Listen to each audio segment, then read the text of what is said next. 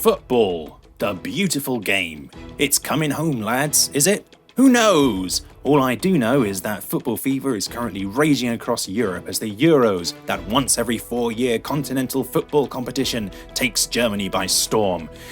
Now, I am well aware that a Venn diagram showing the number of people who play D&D mapped against the number of people who follow football would basically look like two entirely separate circles. But that's pretty sad, isn't it? Because us geeks, well, we end up missing out on all of the fun, don't we? The excitement, the glory, the feeling of warm camaraderie that only comes from blind jingoistic patriotism. Why do we have to shirk away in the shadows during this time? Why should we have to cancel our standing pub reservations because the bar's going to be packed with loud football fans? So I thought, what if the Euros, but D&D? The rules are simple. For each nation currently competing in the Euros, I will create an avatar within D&D. I will then pit these avatars against each other in a 4-on-4 winner-takes-all deathmatch, which mirrors the 6 group stages in the actual tournament. The last survivors from groups A to C will then fight against each other, and the survivors from groups D to F will fight against each other, leaving just 2 final combatants standing, where they will then fight one another to crown the D&D champion of Europe. Now, I'm not just going to be making avatars blindly. For this, I will be drawing upon each country's national identity. This includes famous people, myths, legends, cultural symbols that make that nation unique in the world, or at least what makes them unique to me, a random 40-year-old Englishman. And so, yes, this does mean there are going to be stereotypes in this video. I didn't exactly crowdsource this, so please do try not to be offended as I go through. I'm doing this all in good faith for a bit of fun, so just try and enjoy the experience. So my only constraints when building these characters is that I must use each of the major classes in the game at least once. I cannot multi-class, and every avatar must be of a different race. All avatars will be created at level 5 with standard starting equipment. I will not be using any feats, and I will be rolling for stats. Otherwise, I will be creating them as normal. So, without any further ado, who are our challengers for this inaugural event? Group A, Germany. And we are straight into the deep end, I see. So, okay, easy part first. Germany has an eagle as their symbol, so they are going to be an Aarakocra. As for the class, well, let's be real now. When you think of history of Germany, there really is only one thing that comes to mind. I'm sorry, but yes, of course, I am talking about mechanized warfare, the Blitzkrieg, the bombing of London in the Blitz, and, Germany have a long, proud tradition of being the country of Vorsprung durch Technik, engineering prowess. And in D&D, this means artificer with the artillerist subclass. I'm going to give them a +2 in intelligence and a +1 in constitution, and I also gave him a smattering of relevant spells and starting equipment and the soldier background. Next up is Hungary, and when I think of Hungary, there are really only 2 things which spring to mind, the first being Harry Houdini, the famous escapologist, and the second being Attila the Hun, who once terrorized Eastern Europe with his smash and grab campaigns from horseback. Both this and Houdini's ability to escape from impossible situations lends me to thinking that this is going to be a rogue, a swashbuckler to be precise, with the entertainer background. For race, I'm going to go for centaur in order to bring across Attila the Hun's renown for cavalry, although, as you can see, mid-journey absolutely refused to cooperate with me. No matter how many times I tried to get the AI to draw me a centaur, it just wouldn't. So, I don't know, imagine in your head that it is. Scotland is next, and when we think Scotland, I'm sure we all think some combination of kilts, bagpipes, haggis, and of course, William Wallace shouting freedom as he cuts down the scummy English, as shown by an Australian actor.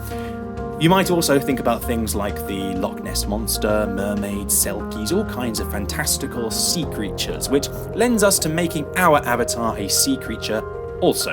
A Triton wild magic barbarian to be precise, with the folk hero background.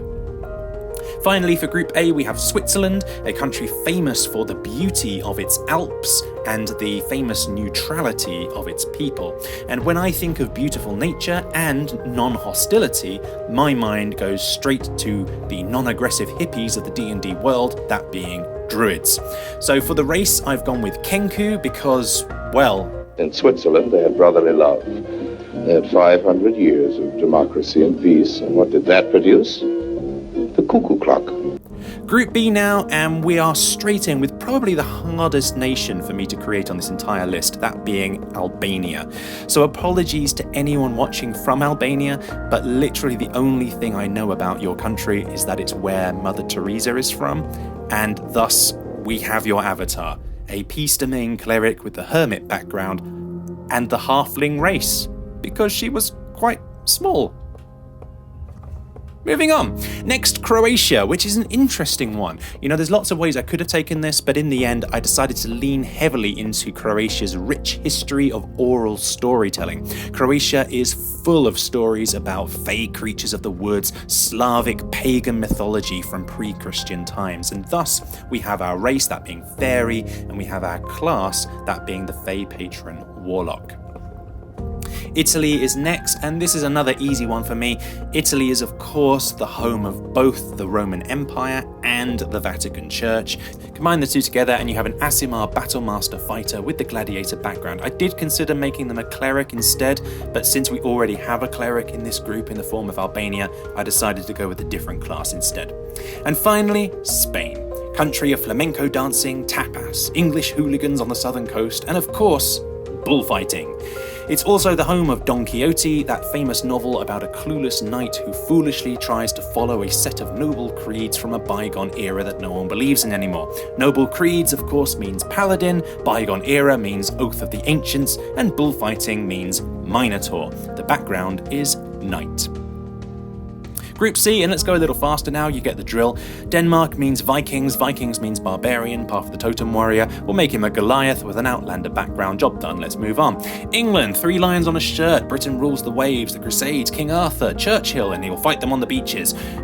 We'll make him a Leonin Ranger with the Monster Slayer subclass and the noble background. Serbia, and there's really only one possible answer here, Nikola Tesla, the mad genius himself. He's a human and he's an artificer battlesmith whose spells are all flavoured around electricity. And finally, Slovenia, and once again, apologies to any Slovenians watching. I'm sure you have a lovely country with a storied history, but sadly the only thing I know about you is the fact that Melania Trump, the former US First Lady, comes from there. Yeah, I know, I'm sorry. So I imagine her in my head as some sort of monk, simply because I haven't used that class yet. Maybe like she's fighting, wielding like a handbag, like a set of nunchucks, and she's wearing a hoodie that says, "I really don't care, do you?"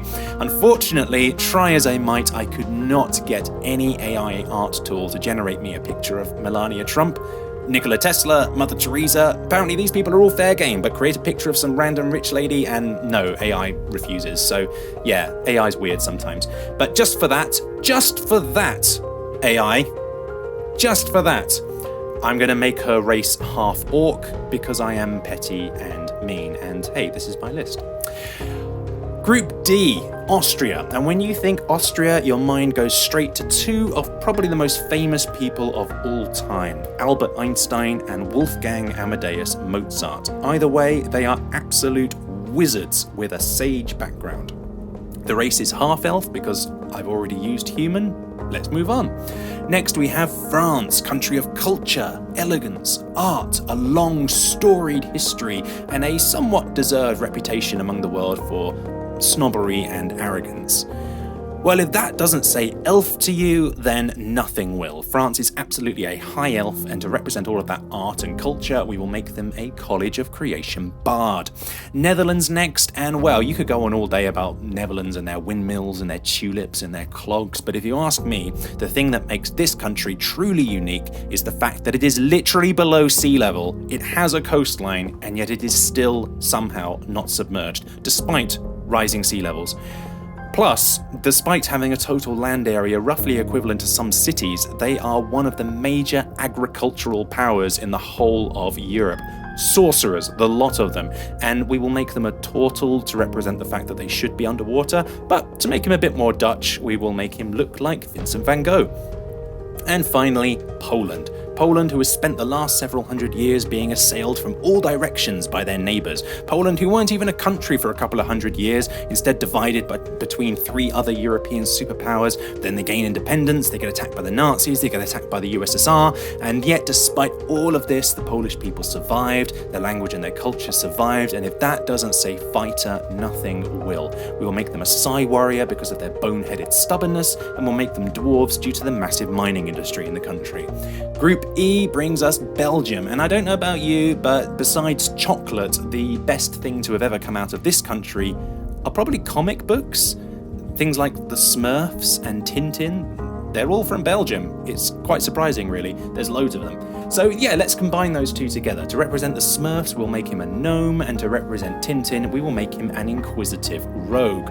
Romania, and dear God, do you even need me to say it? It's Dracula. Of course it's Dracula, re-dead, sorcerer, let's move on. Slovakia, famous for its bears, famous for its gypsies. I will make him a bugbear and a folk hero bard. And finally, we have Ukraine, who are famous for quite a lot of things, and of course they are in the news quite a lot at the moment, but historically, I know the Ukraine for basically 2 things. One being the legend of Baba Yaga, the witch, and the other being the tragic nuclear disaster at Chernobyl, which of course irradiated the earth and made large parts of the country uninhabitable for decades. So the race will be Hexblood, and the class will be Druid, Circle of Wildfire. Group F, and did you know that the Czech Republic are the largest consumers of alcohol per person in the whole of Europe? True fact. The other thing that makes them famous is, well, probably in a better way, is the Golem of Prague, who according to legend was created by the Jewish people of Czechia to hold at bay those that were trying to persecute them. Of course, Jewish people have been persecuted for centuries. So Golem means Warforged, and we will make him a Way of the Drunken Master Monk to represent all of that alcohol consumption. Georgia is next, and the most famous thing about this country is in its name, St. George himself, who famously fought in the Crusades, killed a dragon, and got a flag named after him. So of course we're going to go Paladin, Oath of Devotion, and Dragonborn to represent the dragon which he slew. Portugal. You think Portugal, you think sailors, you think explorers, and you think this weird rooster thing which pops up everywhere in their iconography. So we will make him a custom lineage rooster man, because there is no rooster race as far as I'm aware, and his class will be Ranger, Horizon Walker, or in this case, Horizon Sailor. And finally, there is Turkey, who are famous, of course, for the Ottoman Empire, who took down Constantinople and led to the fall of the Byzantine Empire. The Ottoman Empire itself is, of course, remembered today as a seat of learning and civilization in the ancient world, including the introduction of science, philosophy, and algebra to the barbaric Western Europeans. But since they are anti-Christian, they, of course, therefore must be represented as demons. So we're going to make them tieflings, and we're going to make them wizards, transmutation specialists, to represent all of that learning and turning lead into gold. And there we have it, 24 avatars representing 24 nations split across 6 groups. Now all that remains is to actually simulate the tournament and find out once and for all which country truly is the best in the DND Euros. I will leave a link to all of the character sheets down in the description below. Do take a look and let me know who you think stands the best chance of winning. Personally, my money is going to be on Italy. They have really good stats here, and an AC of 18 can't be sniffed at level 5. Conversely, I'm pretty sure that Austria are going to die the moment they step out onto the field. Not only are they a very squishy wizard, but they also roll hilariously bad stats. Seriously, what is that? But what do you think? Let me know what you think about the competition and the competitors that I've created. How would you have made them differently? And the next time I update you, we will actually simulate the games. Let the games begin.